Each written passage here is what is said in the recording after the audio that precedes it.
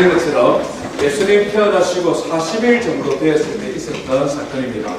앞에 읽지는 않았습니다만 21절, 22절 말씀해 보면 예수님이 태어난 지 8일 되는 날에 할례를 받았다라고 기록합니다. 이것은 유대인들이 나는 아브라함의 자손입니다, 나는 하나님을 섬기는 하나님의 자녀입니다, 이것을 흔적을 몸에 남기는 남자들.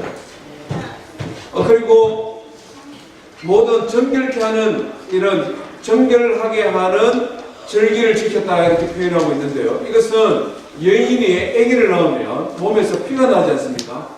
그래서 레위기 12장의 말씀을 보면은 33일이 지나야 성전에 들어갈 수 있었습니다. 33일이 지나야 몸에 피를 흘린 여인이 성전에 들어갈 수 있었다는 거예요.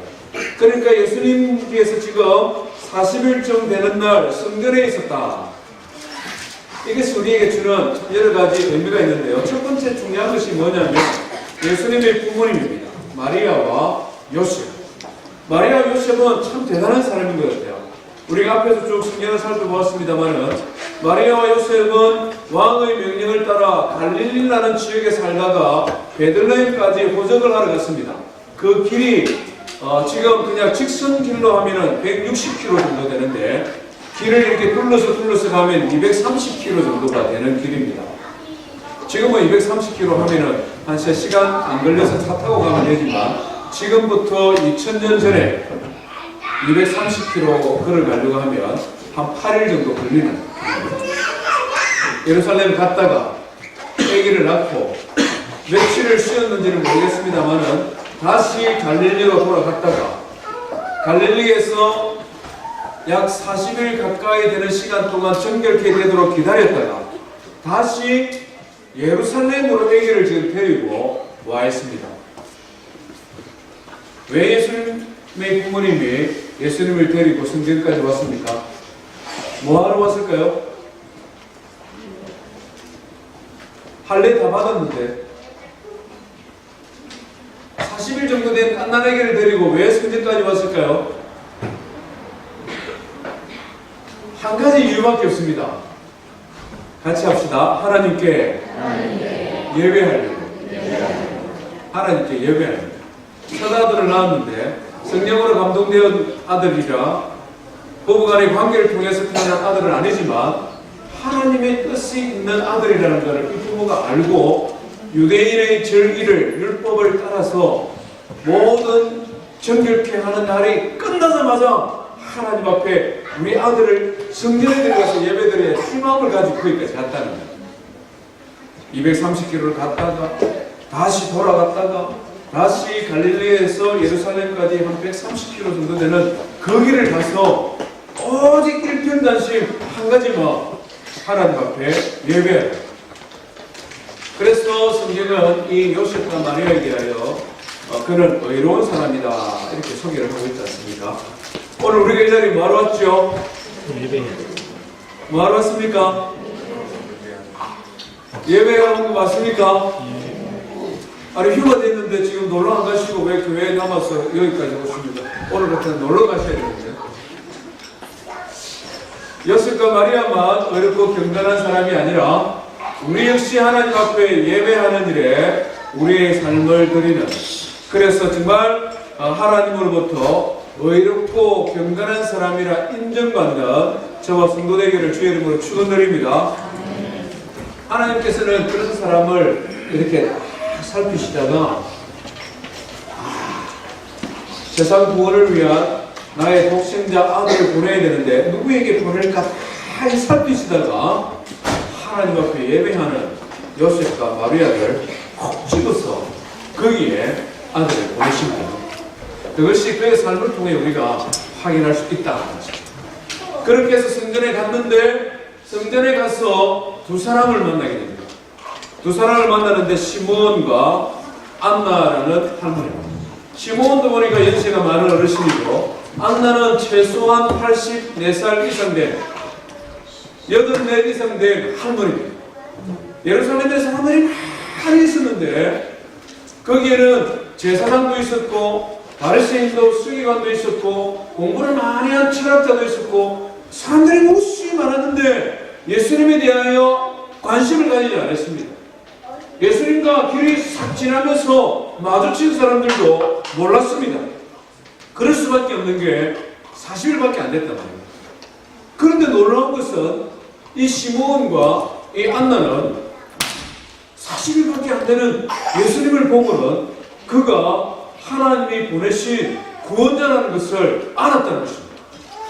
우리가 읽은 시몬에 보니까 시몬은 뭐라고 말합니까?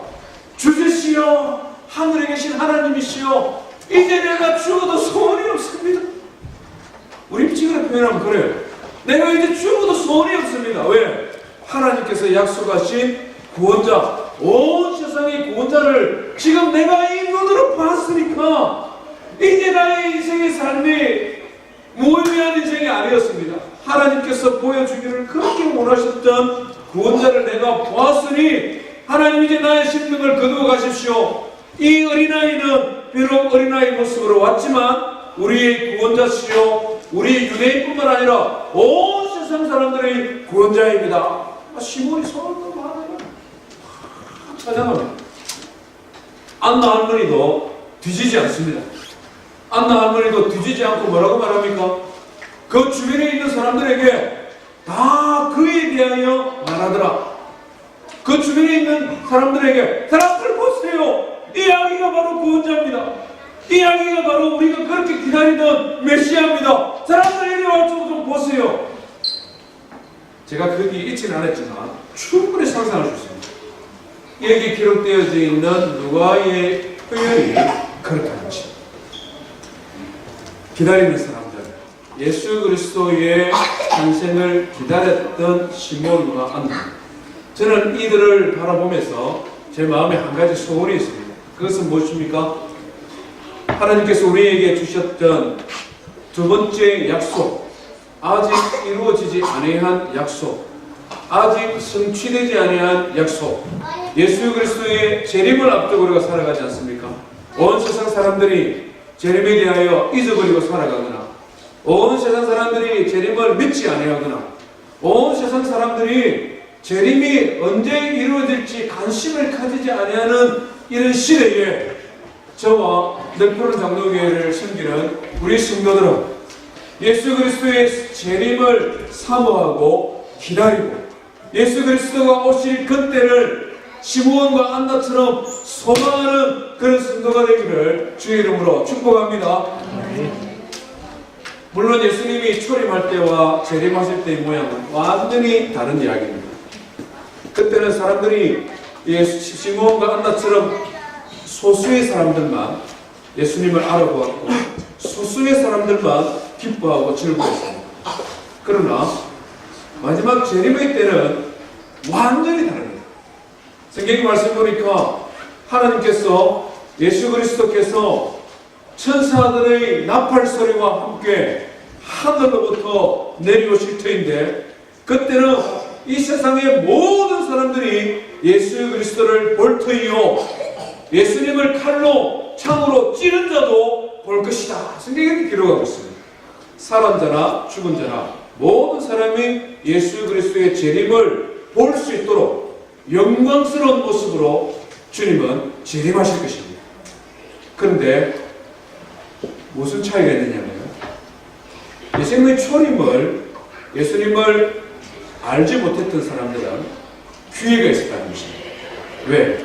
예수님께서는 구원자로 오셨기 때문에, 사랑의 주님으로 오셨기 때문에 예수님의 초림을 알아보지 못한 그들에게도 말씀을 전하시고, 그들에게도 예수님을 믿을 기회를 주시고, 그들도 회개시켜 하나님의 자녀 삼아 주셨습니다. 그리고 2000년 동안 지금까지도 기다리고 계십니다. 그러나 재림의 주님 오시는 분은 주님께서 천군 천사와 나팔 소리와 함께 이 땅에 재림하실 그때 보고 예수님을 믿을 찬스는 없습니다. 성경을 자세히 보십시오. 성경을 자세히 읽어보십시오. 예수님이 재림하시는 모습을 보고 진짜 예수 맞네, 진짜 저 신받으러 오네, 그럼 나 믿어야지, 이런 찬스가 없습니다.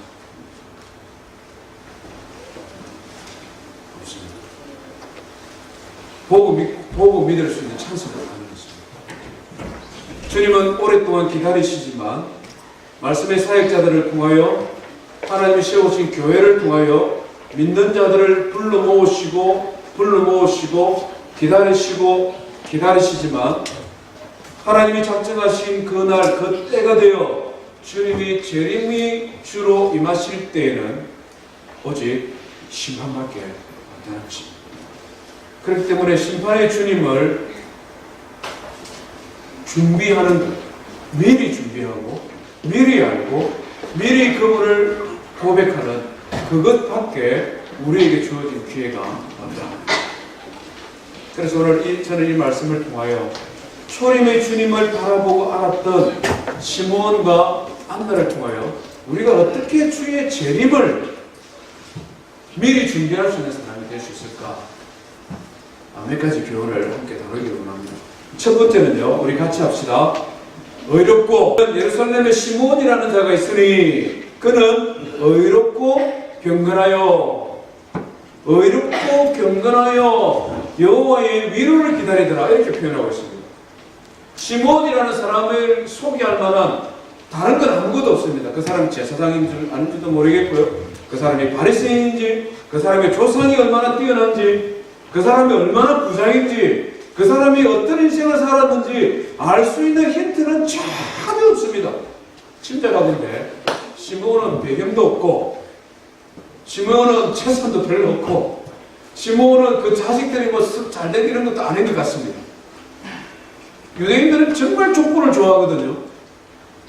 조금이라도 끈이 있으면 그걸 어떻게든 잡고 올라가서 우리의 10대조 할아버지는 다윗 형님이다, 뭐 이런 식으로 어떻게든 이 족보를 그냥 연결시키는데 시므온은 아무것도 없습니다.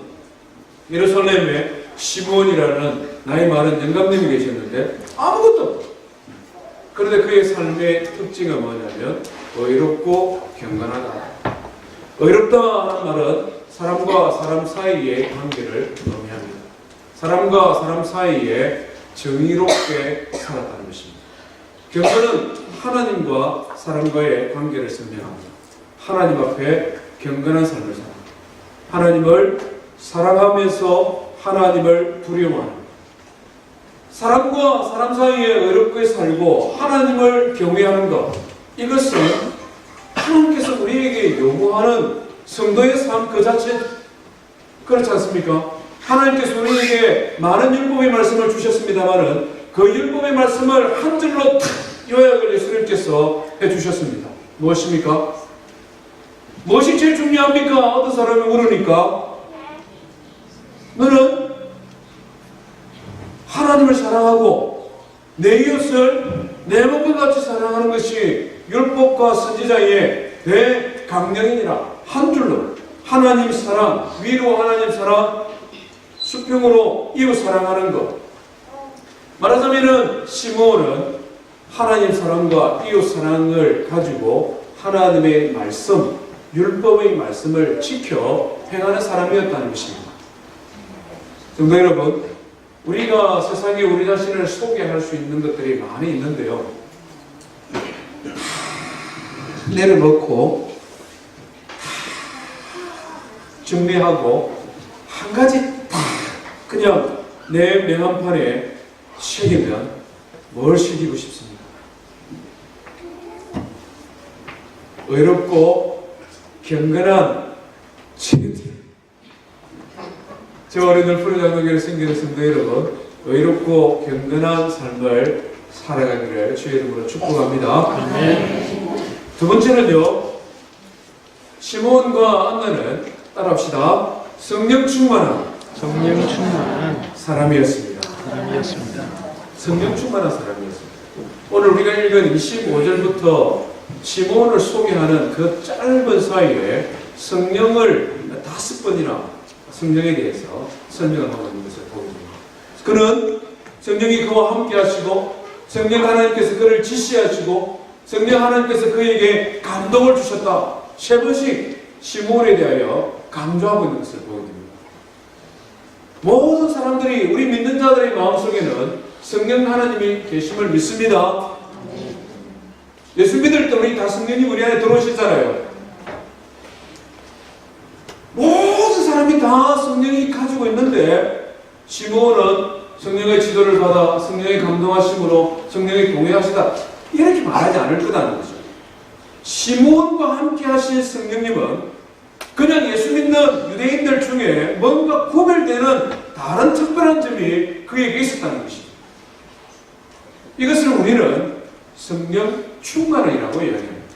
예수 믿을 때 처음 예수님은 나의 주시오, 처음은 예수님은 나를 구원하신 하나님의 아들이십니다 라고 고백할 때 내주하는 성령, 우리 안에 거하시는 예수 믿게 하는 성령님, 우리 모든 신자들의 마음에 계신 성령님입니다. 그런데 때로는요, 성령 하나님께서 우리의 마음을 감동하시고 성령 하나님께서 우리에게 직접 지시하시고 우리가 직접 성령님과 동행하는, 그래서 내주하는 성령님과는 구별되어지는 성령의 충만한 상태, 성령이 완전히 사로잡혀 있는 상태, 성령께서 우리의 마음과 생각을 거의 지배하는 상태, 이것을 성경은 성령 충만이다 이렇게 표현합니다. 술 취하지 말라 이는 방탕한 것이요 오직 성령의 충만함을 받아라. 충만함. 술에 자주 취하는 분들 있으십니까 혹시? 오늘 이 자리에 오신 분들 중에 술에 자주 취하는 분은 안 계시죠? 자주 취하는 분들은 이 성령 충만에 아주 실감 잘할 것 같아요. 절대 좋은 거 아닙니다. 좋은 거라서 제가 예를 드는 거 아닙니다. 시몬이는 성령 충만한 사람이었다는 것입니다. 모든 믿는 자들 가운데서도 특별히 구별되어야 되는 사람. 안나 역시 마찬가지죠. 오늘 우리가 읽은 성경에 보니까 그가 과부가 된 지 84년 동안 성전을 떠나지 아니하고 뭐 했다고요? 금식하며 기도하며 하나님의 속량을 기다리더라. 이렇게 성경에 기록하고 있습니다. 금식하고 기도하고 예배 생활을 하는 것을 통해 우리가 성령으로 충만해질 수도 있습니다. 성령으로 충만한 삶의 증거로 금식하며 기도하며 예배 생활을 할 수 있습니다. 이 두 가지는 무엇이 선우라고 하기 어려울 만큼 믿는 자들의 삶에 드러나는 특징입니다. 내가 하나님 앞에 열심히 기도하며 열심히 하나님 앞에 경건 생활을 하는 것을 통해 내가 성령이 충만할 수도 있습니다. 하나님께서 강권적으로 역사하셔서 성령 충만하기 때문에 하나님의 감동에 아멘 내가 기도하겠습니다 하나님 이렇게 될 수 있다. 이 두 가지는 어쨌든 시몬과 안나는 성령 충만한 상태로 있었습니다. 그러다 보니 그들이 예수 그리스도를 알아보고 초림을 준비하는 자가 되었다는 것입니다. 저와 늘 푸른 양도교회를 섬기는 성도 여러분, 성령으로 충만하시기 바랍니다. 주의 성전에서 기도하고 찬송하고 예배하고 이것이 사여서 성령으로 충만해서 예수 그리스도의 재림을 준비하기를 원합니다.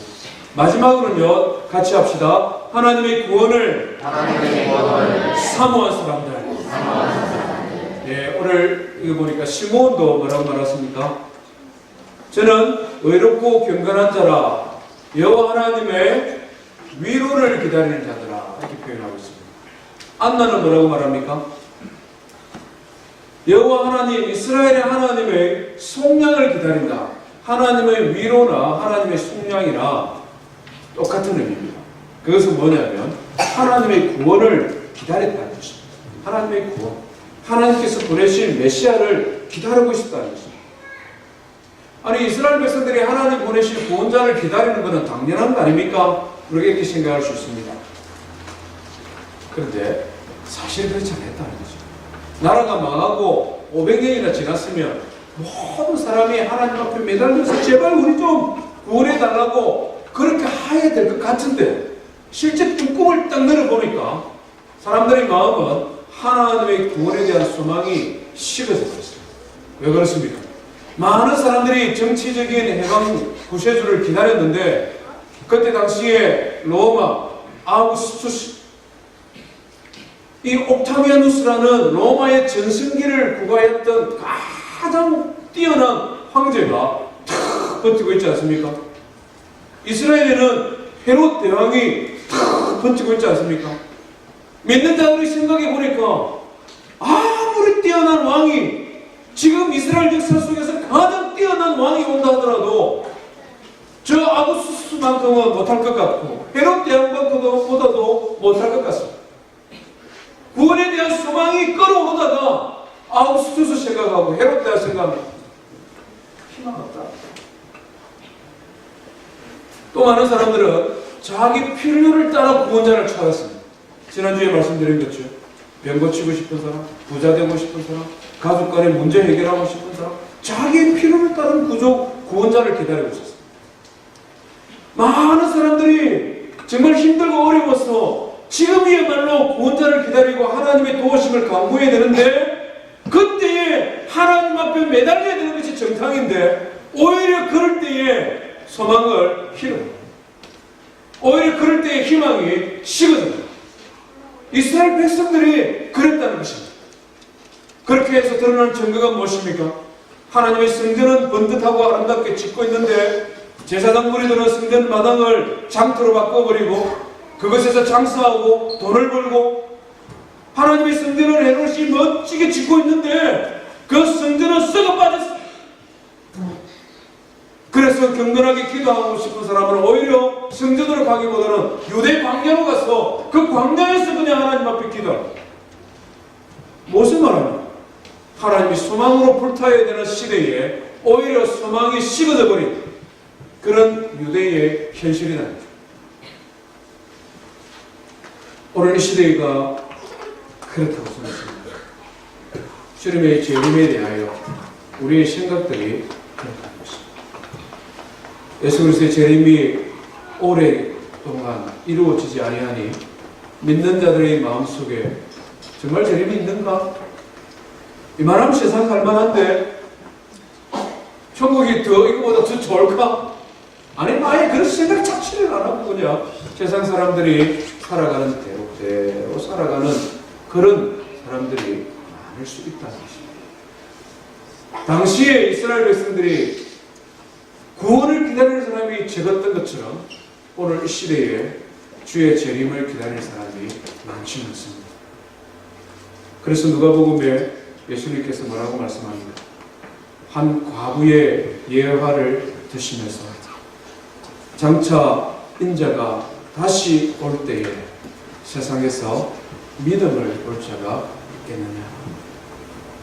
장차 다시 올 때에 이 세상에서 믿는 자를, 믿음을 가진 자를 보기가 쉽지 않다.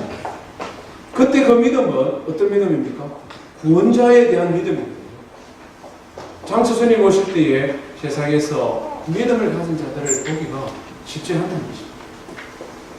저 오늘 푸른 양도교회를 섬기는 성도 여러분, 성탄절 되면 저는 늘 이 패널을 답니다. 아멘, come, Lord Jesus. 2000년 전에 이 땅에 구원자로 오셨던 아기 예수 그리스도, 이제 우리에게는 다시 오실 재림의 주 예수 그리스도가 계십니다. 어렵고 견고한 삶을 통하여 성령으로 충만했습니다. 구원자 되시는 재림주 되신 예수 그리스도를 사모함으로 영광스러운 주의 재림의 날에 다 함께 주님 앞에 착하고 충성된 종으로 인정받는 할렐루야 합창하며 주님께 나아가는 저 우리 성도 되기를 주의 이름으로 축원드립니다. 아멘. 이 시간 우리 기쁘다 부르셨는데 1절만 우리 한번 찬양하고